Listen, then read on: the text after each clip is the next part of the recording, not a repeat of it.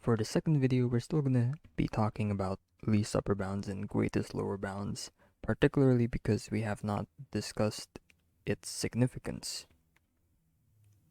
Why are we studying them in the first place?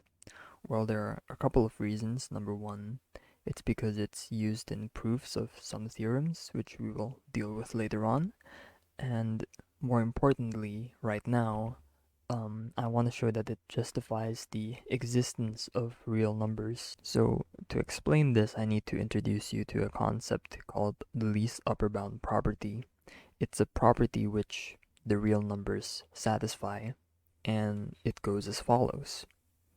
Every bounded subset A of the real numbers has a least upper bound C, which is inside the real numbers. So the least upper bound has to be a real number, and the set A has to be a subset of the real numbers. Additionally, it also has to be bounded, but we'll see what that means right now actually. So a subset A of the real numbers is said to be bounded if there exists a real number greater than 0 such that A is a subset of the interval between -r and r. So basically what this means is you can think of r as sort of the size of the interval that you want to create. You want it to go from -5 to 5, or you want it to go from -100 to 100. You can adjust the size of that interval however way you want, and if the subset A fits inside that interval, then we say that it is bounded. So for example, we have the set which consists of 2, 4, 7. This set is bounded because we can set r equals 8. So notice that multiple values of r work, not only just one value. So for example, 8 over here works because 2, 4, 7 is contained within the interval from -8 to 8. You see over here, this is -8 till 8, and then here are the points representing 2, 4, 7. And the red line over here will represent the interval, and you could see that the green dots are contained within the red interval. And it should be obvious that if we pick r equals 9 or 10 or 100, then that interval would also contain 2, 4, 7. So multiple values of r work as well. You're not only restricted to one specific value that you have to find. So here's another example. It's a set which consists of all values of x such that x is greater than 0. So it's going to look something a bit like this, and that extends all the way over to infinity. And it is easy to see in this case that A is not bounded, and that's because you cannot create an interval and have it contain the blue line, because the blue line just shoots till infinity. So even if you set r equals 1,000,000,000, for example, like have it be all the way over here, then the blue line will eventually shoot past that value 1,000,000. Not one, I said 1,000,000,000. It'll eventually shoot past 1,000,000,000, and so that 1,000,000,000,000 interval will not contain the blue line. It'll just go on and on and on without ending. So clearly, we cannot contain this blue line in an interval. Therefore, it is not bounded. Now, some of you might say, what if r equals infinity, right? If we have an interval from -infinity till infinity, then surely it will contain A.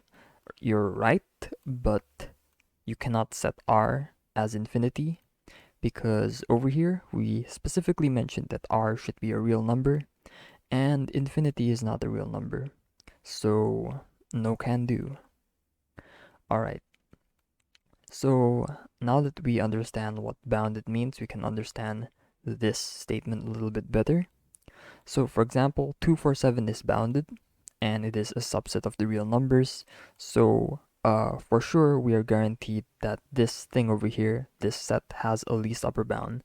And indeed, in the last video, we showed that the least upper bound for this set is 7. Now this property also works for the greatest lower bound. So if you switch LUB into GLB, then the same statement holds. It's true as well. So every bounded subset of R also has a greatest lower bound, which we can call C, that is inside of R. And the reason why I always seem to exclude GLB from the discussion is because it's way too similar to LUB as a concept. So trust me, if you know everything about LUB, then um, you will certainly know everything about GLB as well. They're just too similar. All right. Let's continue. So we have an observation here. Unbounded sets cannot have both LUB and GLB at the same time. So either the LUB is missing or the GLB is missing, or it could be both of them are missing. So yeah, either the LUB does not exist or both LUB and GLB don't exist.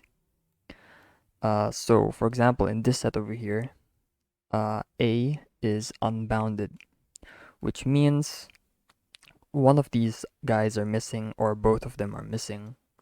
So in this case, the least upper bound does not exist because no upper bounds exist in the first place. You can't pick like a value x over here and say that x is larger than this blue line because this blue line keeps going on forever and ever and ever. So it will eventually shoot past x. So x cannot be greater than the entirety of the blue line. This blue line keeps going on forever and ever and ever. It's sort of the same argument, sort of the same reason why it's not bounded. So since there is no upper bound, then how are we supposed to select a least upper bound, right? If we don't have like an upper bound to choose from, how do we know which one is the least? So therefore, by that argument, the least upper bound for the set A does not exist. On the other hand, the greatest lower bound for this set does exist. Its value is 0, and you could prove that if you wanted to, but I won't do that right now. So here's another example of a set. It's going to be the set consisting of values below -1 and values above 1. So that's going to look something like this. Now for this set, both least upper bound and greatest lower bound are missing or do not exist. So obviously you can't pick a lower bound because this thing extends to -infinity, and you can't pick an upper bound because this thing extends to infinity. And if you have no upper bounds and no lower bounds, how can you pick the greatest lower bound, and how can you pick the least upper bound if you have nothing to choose from in the first place? So this set over here is an example of a set which has uh, both LUB and GLB not existing. Right, so you may be wondering, I haven't really touched on this yet. Well, now is the part where we touch on that. So, because R satisfies the least upper bound property, it is said to be complete. So we call something which satisfies the least upper bound property to be complete. Now, Q, which is the rational numbers, is not complete. This means that if we replace R over here with Q, then this property will not be satisfied. So I'm just going to write this thing down, but with Q instead of R. So a subset of the rational numbers has a least upper bound, which is rational. Now this statement is false because Q is not complete. Why is it not complete? Well, we'll give you a proof of that. So we're going to prove it by contradiction. So let's create a set A, and we're going to make it the set which consists of all rational numbers which satisfies the following condition, right? That the rational number squared must be less than 2. So for example, 1 is inside A because 1 is a rational number, and when you take the square of 1, you get 1, and 1 is less than 2. So 1 would be part of this set here. Similarly, -1 would also be part of that set because -1 squared is 1, and 1 is less than 2 as well, and -1 is obviously a rational number too. And also, I just happened to notice a mistake over here. This thing is supposed to be an exact copy of whatever we have at the top over here, save for the substitution between R and Q, but I forgot to include bounded. So the subset over here, A, has to be bounded, so just keep that in mind as we move along. Alright, so we have a set A, and it contains numbers, for example 1 and -1, but we want an easy way to find all the numbers, and we want to know all of them at once. We don't want to go checking each number and seeing whether each of those numbers are inside the set A. That will take forever, so we have to be a little bit smart here. So we're going to do this via manipulating the inequality a bit. So the first step will be to take the square root of both sides, and remember to put the plus minus sign when you do that. So we'll end up with something like this. So plus minus, we will separate that out into two different equations. So this means that x is less than square root of 2. Also, negative x is less than square root of 2. And we can multiply the bottom one over here by negative 1 just to make the x consistent. We want both of them to be positive. So doing so will result in x is greater than negative square root of 2. So when you multiply an inequality by negative 1, you have to flip the inequality sign. That's just a well-known fact. Now we can combine these two inequalities together. We have that x is less than square root of 2 and x is greater than negative square root of 2. So x has to be in between negative square root of 2 and square root of 2. So basically this means that any irrational number which satisfies this inequality will be inside of A. So with that in mind, A will look something like this. It will be this green line over here, and this green line will consist only of rational numbers. Given that we have this visual representation of A, it is pretty clear that A is bounded. For example, we can set r equals 2 and A will be contained within the interval from negative 2 to 2. Alright, let's continue. By assumption, A has a least upper bound that is a rational number. So we said that we're going to prove this via contradiction. So we're going to assume that this is true, and we're going to show that this leads to a contradiction. So assuming that this is true, then we have a subset A, and we have shown that it is bounded. Remember, I forgot to include that over here. And so, if this statement were to hold, then the least upper bound would exist and it will be a rational number. We're going to contradict that by showing that the least upper bound of A is square root of 2. And square root of 2, as you all hopefully know, is not rational. It is irrational. So we're going to do a proof, and this will be pretty similar to how we did things in the last video. So we're going to show that the least upper bound cannot be above square root of 2, and we're also going to show that it cannot be below square root of 2. Square root of 2 is an upper bound. This should be obvious, right? Square root of 2 is over here, and square root of 2 is greater than all the numbers in the green line. So anything above square root of 2 cannot be the least upper bound. We used the same argument literally so many times already, so I'm not gonna explain anything other than simply stating it down. Let's give a check mark over there. Now for the bottom part, this will be quite difficult. Alright, suppose x is a least upper bound and x is below square root of 2. So we're gonna use contradiction again. We're gonna show that this whole thing leads to a contradiction, and same as in the previous video, we're gonna separate it into two cases. If x is less than square root of 2, it could be less than negative of square root of 2, or it could also be between negative square root of 2 and square root of 2. So let me just give a visual representation of that. So if x is less than square root of 2, it could either be on the green line or it could be on the red line. So that represents the two cases that we have over here. So it's obvious here that if x is the red line, it cannot be an upper bound of A, because A is the green line over here. And if x is the red line, then how can anything from the red line be an upper bound? An upper bound has to be greater than the green line, so it has to be somewhere within this region over here. And the red line clearly does not fit that criteria. So clearly not an upper bound if x is part of the red line. However, for the green line, it's less clear, right? Because x, again, can be really close to square root of 2. And so x could be somewhere over here. So maybe x can be an upper bound. Maybe it's greater than everything over here. Who knows, right? So to prove that it's not an upper bound. That's what we want to show. That's our goal. We'll use the same technique from before, which is we'll find some value y, which is inside of a, such that y is in between x and square root of 2. So we used the same argument slash technique in the last video. So you'll know where this is going. There will be a slight twist.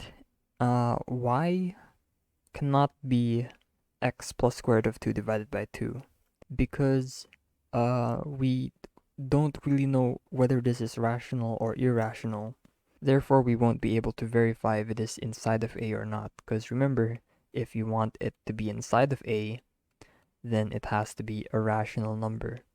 This, however, we cannot guarantee that this is inside of A because we have no way of showing whether or not it is rational. So we'll have to rely on a different technique here to find this y value. Okay, so x is inside of A, it's part of the green line, and it can be really close to square root of 2. This is, let's just say, a zoomed in version. So in reality, they're really close to each other, as an example. And the problem here is we want to find a y that is in between x and square root of 2. Additionally, y also has to be a rational number for it to be considered as a part of the set A.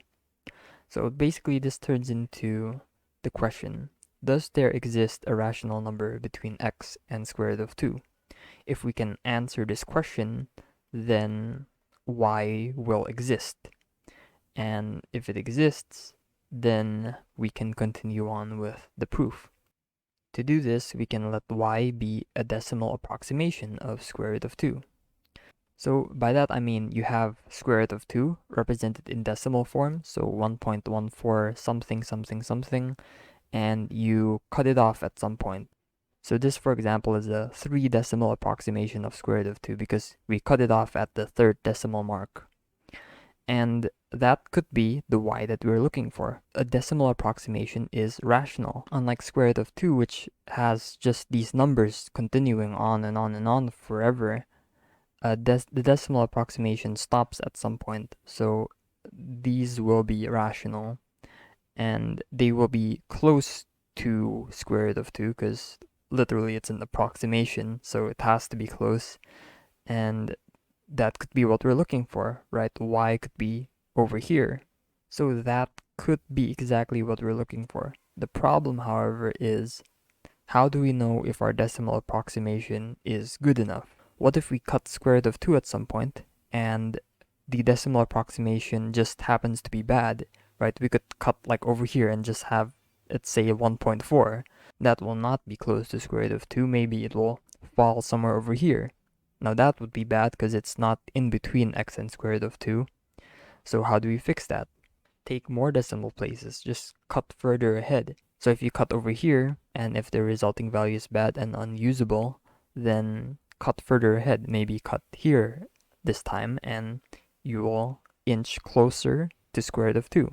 If it's not enough, you could cut further and further ahead, and maybe you get this value, and maybe it's still not good enough. And you could essentially just keep going on and on and on, because square root of 2, if you represent it as a decimal, it's a never-ending decimal, right? So you can repeat this process however many times is necessary until you make a cut that is far enough into the sequence that it becomes valid. And by valid, I mean it is between x and square root of 2. So the answer to this question is yes.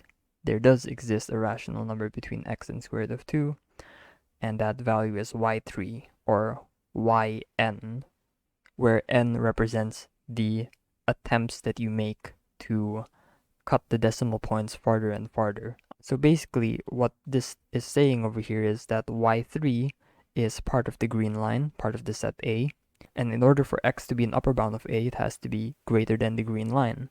However, y3 is part of the green line, and x is not greater than y3, so x, by definition, just can't be an upper bound of A.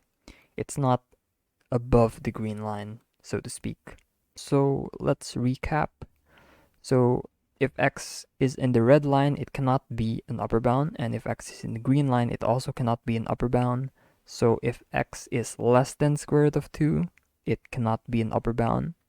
But if it cannot be an upper bound, then it cannot be a least upper bound, right? How can something that is not an upper bound be a least upper bound? That just does not make any sense. So that is the contradiction that we are looking for. So check mark given over there. And since both of these are true, we have successfully showed that square root of 2 is indeed a least upper bound of A. And through this contradiction, we have shown that this statement is indeed false. How does this exactly justify the existence of real numbers? Well, we started from a set A, and this set purely consists of rational numbers. However, when we ask the question, what is the least upper bound? We get square root of 2, which is an irrational number. So, studying about least upper bounds has forced us to acknowledge the existence of a new type of numbers, known as irrational numbers. So, based on what we've gathered so far, Q is incomplete because it excludes this new number that we've discovered, right? We won't encounter the same problem if we were to switch rational into real, because irrational numbers are a subset of the real numbers. So that's the idea. Why not join the rational numbers and the irrational numbers together? That way we would get something that is complete. So if we were to take the union of the two sets, over here I'll represent irrationals with the letter P, we will get the real numbers, which as desired turns out to be complete. So there we have it. Studying the least upper bound, it shows us the insufficiencies of rational numbers. And by that I mean this statement over here being false is an insufficiency, and we compensated for that by understanding why this thing is false. This thing is false because it generates an irrational number, which is not rational as desired. So why don't we join rational and irrational together to sort of fix this statement? And if we join those two things together, we get the real numbers. And as it turns out, the real numbers does satisfy this property and is the complete set that we desire, which is good. Mathematicians love that. They want to be able to use this property. We would also would like to be able to use this property in future videos. So yeah, that's all it for this video. Thanks for watching.